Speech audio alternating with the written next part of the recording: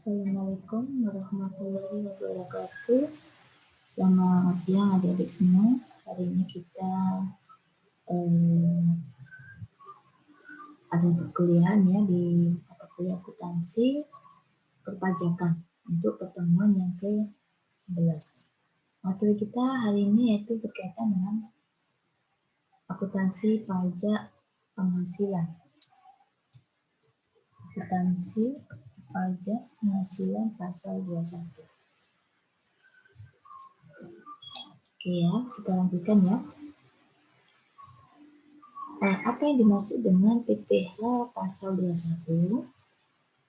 PPh pasal 21 adalah pajak atas penghasilan berupa gaji, upah, honorarium, tunjangan, pembayaran lain dengan nama dan dalam bentuk apapun sehubungan dengan pekerjaan atau jabatan, jasa dan kegiatan yang dilakukan oleh wajib pajak orang pribadi subjek pajak dalam negeri.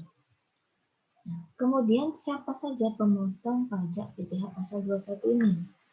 Yang pertama ada pemberi kerja yang terdiri dari orang pribadi dan badan yang membayar gaji, upah, tunjangan, dan pembayaran lain sebagai imbalan atas pekerjaan atau jasa yang dilakukan oleh pegawai. Yang kedua ada bendaharawan pemerintah atau pemegang kas yang pemerintah yang membayar gaji, upah, honorarium, tunjangan sehubungan dengan pekerjaan, jabatan, jasa, dan kegiatan. Ketiga ada dana pensiun, dana penyelenggara jaminan sosial tenaga kerja, dan badan-badan lain yang membayar uang pensiun dan tabungan hari tua atau jaminan hari tua. Keempat ada orang pribadi yang melakukan kegiatan usaha, perusahaan, badan yang membayar honorarium sebagai imbalan sehubungan dengan kegiatan atau jasa dengan status wajib pajak dalam negeri yang melakukan pekerjaan bebas dan bertindak atas namanya sendiri, bukan untuk dan atas nama persekutuannya.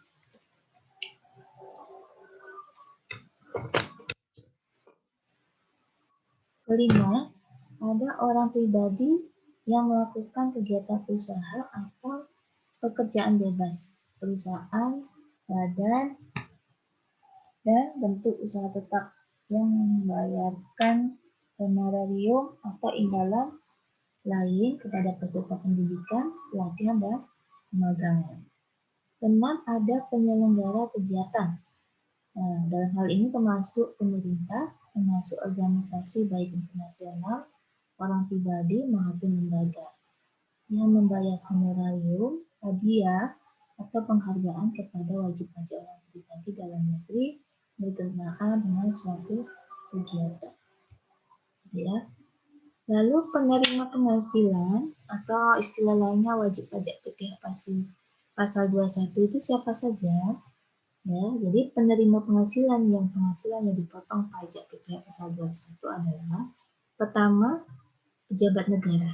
Nah, pejabat negara dalam hal ini yaitu ada presiden dan wakil presiden, ketua, wakil ketua, dan anggota DPR, MPR, DPRD provinsi, DPRD kabupaten dan atau kota.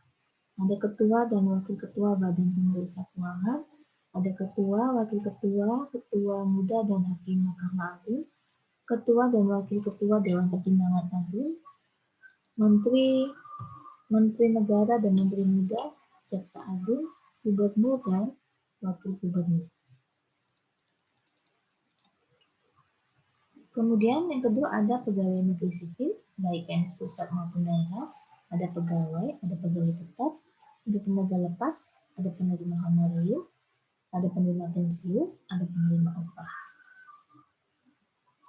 Ya. Nah, yang menjadi objek pajak penghasilan pasal 21. Ya.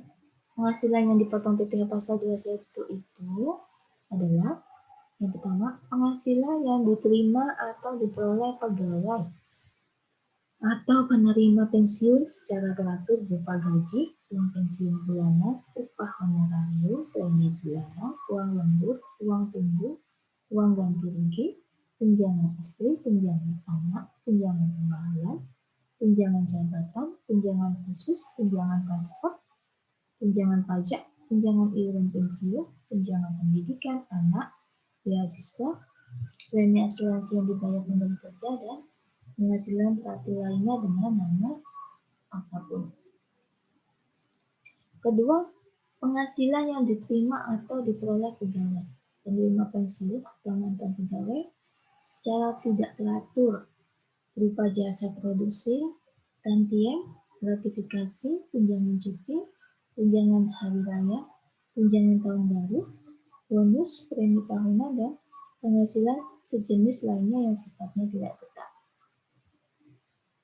Kemudian ada upah harian, upah mingguan, upah satuan, dan upah bulanan yang diterima atau diperoleh pegawai tidak tetap atau tenaga kerja lepas serta uang saku harian atau mingguan yang diterima beserta pendidikan, pelatihan, atau pemagangan yang merupakan calon pegawai. Yang keempat, uang tebusan pensiun, uang tabungan hari tua atau jaminan hari tua, uang pesangon dan pembayaran lain sejenis sehubungan dengan pemutusan hubungan kerja. Kelima, ada honorarium. Yang satu, hadiah atau penghargaan dengan nama dan dalam bentuk apapun, komisi, beasiswa, dan pembayaran lain sebagai imbalan sehubungan dengan pekerjaan, jasa, dan kegiatan yang dilakukan oleh wajib pajak dalam negeri, terdiri dari tenaga ahli maupun olahragawan. Pemain musik, pembawa acara, penyanyi, pelawak, bintang film, bintang sinetron, bintang iklan, sutradara, kru film, foto model, peragawan atau peragawati, pemain drama, penari, pemahat, pelukis, dan seniman lainnya. Ada penasihat, pengajar, pelatih, penceramah, penyuluh, dan moderator. Kemudian ada pengarang, peneliti, dan penerjemah. Kemudian ada pemberi jasa dalam segala bidang termasuk teknik, komputer, dan sistem aplikasinya, telekomunikasi, fotografi, ekonomi, dan sosial. Kemudian ada agen iklan, pengawas dan pengelolaan proyek, anggota dan pemberi jasa kepada suatu kepanitiaan, dan presentasi tamu rapat. Kemudian ada pembawa pesanan atau yang menemukan langganan, petugas dinas luar asuransi, peserta pendidikan, pelatihan, dan pemagangan bukan pegawai atau bukan anggota sebagai calon pegawai. Kemudian ada distributor perusahaan multilevel marketing atau direct selling, dan kegiatan sejenis lainnya.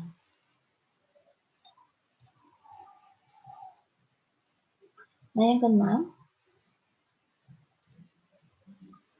objek PPh pasal 21 yang keenam itu ada gaji kehormatan, tunjangan-tunjangan lain yang terkait dengan gaji dan honorarium, atau imbalan lain yang bersifat tidak tetap yang diterima oleh pejabat negara, PNS, serta uang, pensiun, dan tunjangan-tunjangan lain yang sifatnya terkait dengan uang pensiun yang diterima oleh pensiunan, termasuk janda, duda, dan atau anak-anak.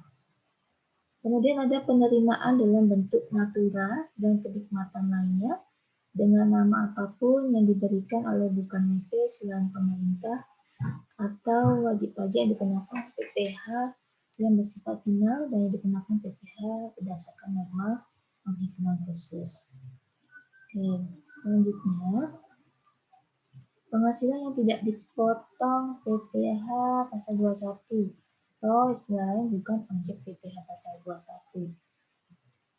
Yang pertama adalah pembayaran asuransi dari perusahaan asuransi kesehatan, asuransi kecelakaan, asuransi jiwa, asuransi dana, dan asuransi beasiswa. Kemudian ada penerimaan dalam bentuk natura dan kenikmatan dalam bentuk apapun yang diberikan oleh wajib pajak atau pemerintah. kecuali yang diatur dalam pasal 5 ayat 2. Kemudian ada iuran pensiun yang dibayarkan kepada dana pensiun yang pendiriannya telah disahkan oleh Menteri Keuangan dan iuran jaminan hari tua kepada badan penyelenggara jasa stek yang dibayar oleh pemberi kerja. Yang keempat, zakat yang diterima oleh orang pribadi yang berhak dari badan atau lembaga amil zakat yang dibentuk atau disahkan oleh pemerintah. Kelima, ada beasiswa ya seperti yang dimaksud dalam Undang-Undang Pajak Penghasilan. Ya, jadi itu yang bukan objek pajak penghasilan pasal 21. Nah, jadi penghasilan, kemudian ada penghasilan yang dipotong PPh pasal 21 final. Lihat ya, PPh bersifat final ini artinya bahwa seluruh pajak yang telah dipotong atau dipungut oleh pihak pemotong atau pemungut dianggap final, telah selesai. Final di sini maksudnya telah selesai. Jadi selesai sampai pemotongan itu, tanpa harus menunggu perhitungan dari pihak Dispers atau pemerintah. Atau bahwa pajak yang telah dipotong atau dibayar dianggap telah selesai penghitungannya walaupun surat ketetapan pajak belum ada. Atau jumlah pajak yang telah dibayarkan dalam tahun berjalan melalui pemotongan, dalam hal ini oleh pemberi kerja atau pemotong yang lain, tidak dapat dikreditkan dari total PPh yang terhutang pada akhir suatu tahun saat mengisi surat pemberitahuan. Jadi itu ya maksudnya PPh bersifat final. Nah, tarif pajak final ini bagaimana? Nah, atas penghasilan berupa uang pesangon, uang tebusan pensiun yang dibayar oleh pemberi kerja, termasuk dana pensiun yang pemberiannya telah disahkan oleh Menteri Keuangan, dan tunjangan hari tua, jaminan hari tua yang dibayarkan sekaligus oleh Badan Penyelenggara Pensiun, Badan Penyelenggara Jaminan Sosial Tenaga Kerja, dipotong pajak penghasilan yang bersifat final. Ya. Nah, tarifnya bagaimana? Tarif pajak final untuk uang pesangon ya sebesar 0% atas penghasilan bruto sampai dengan 50 juta rupiah atau kurang. Jadi kalau batasnya 50 juta ke bawah itu tarifnya 0%, alias tidak ada pajak penghasilan finalnya. Kemudian sebesar 5% atas penghasilan bruto di atas 50 juta sampai dengan 100 juta. Jadi kalau penghasilan uang pesangonnya 50 juta sampai 100 juta, itu dipotong 5%. Sebesar 15% atas penghasilan bruto di atas 100 juta sampai dengan 500 juta.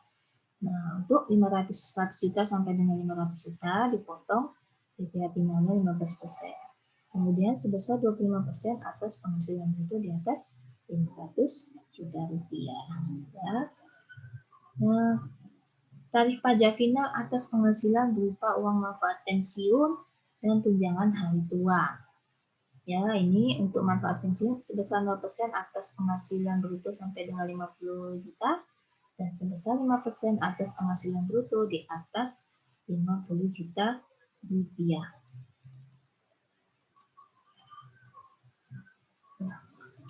Kemudian dalam hitung besarnya pajak penghasilan ada beberapa pengurangan yang diperbolehkan kita kurangkan. Ya. Jadi besarnya penghasilan neto bagi pegawai tetap ditentukan berdasarkan penghasilan bruto dikurangi dengan pertama ada biaya jabatan, yaitu biaya untuk mendapatkan, menagih, dan memelihara penghasilan ya sebesar 5% dari penghasilan bruto. Maksimalnya 6 juta per tahun atau 500.000 per bulan. Kemudian ada biaya pensiun maksimal 2.400.000 per tahun atau 200.000 per bulan. Kemudian ada iuran jaminan hari tua dan ada PTKP atau penghasilan tidak kena pajak. Sekarang kita masuk kepada PTKP, penghasilan tidak kena pajak. Jadi berdasarkan peraturan besarnya penghasilan tidak kena pajak, PTKP ini sejak 1 Januari 2013 berdasarkan Peraturan Menteri Keuangan Nomor 162 Tahun 2015 telah disesuaikan menjadi sebagai berikut ya.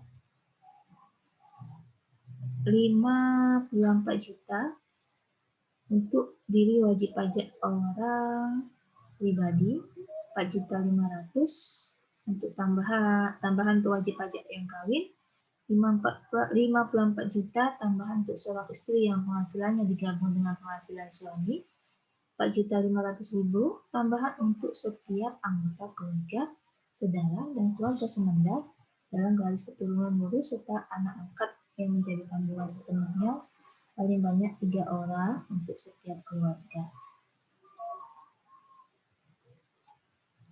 Nah, kemudian tarif ya, tarif pajak penghasilan untuk wajib pajak orang pribadi dalam negeri. Tarifnya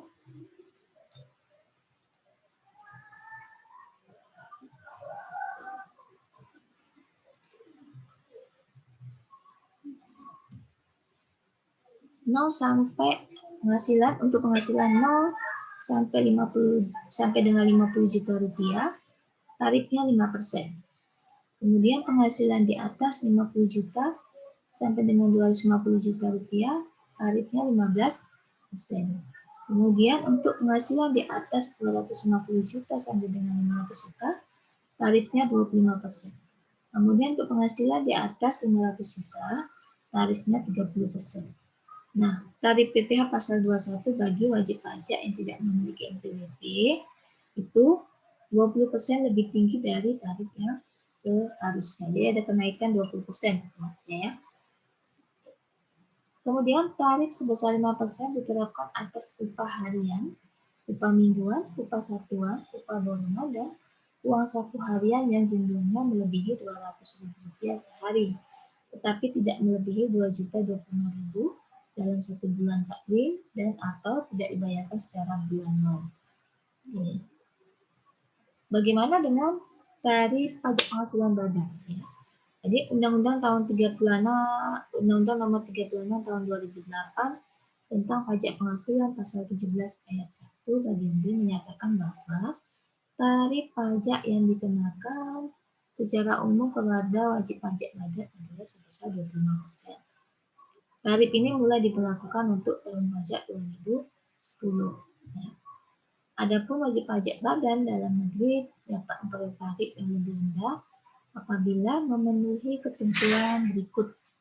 Yang pertama, wajib pajak badan berbentuk perseroan terbuka (PTT).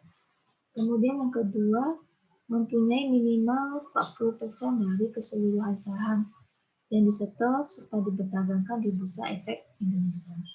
Ketiga, ada tarif sebesar 5% lebih rendah dari tarif normal. Jadi kalau memenuhi kriteria yang kedua ini, tarifnya diturunkan 5% dari tarif normal. Biasanya 25% jadi 20%. Ya. Oke, sampai di sini penjelasan saya mengenai materi kita hari ini. Jika ada pertanyaan, boleh disampaikan melalui voice note. Saya akhiri. Assalamualaikum warahmatullahi wabarakatuh. Selamat siang.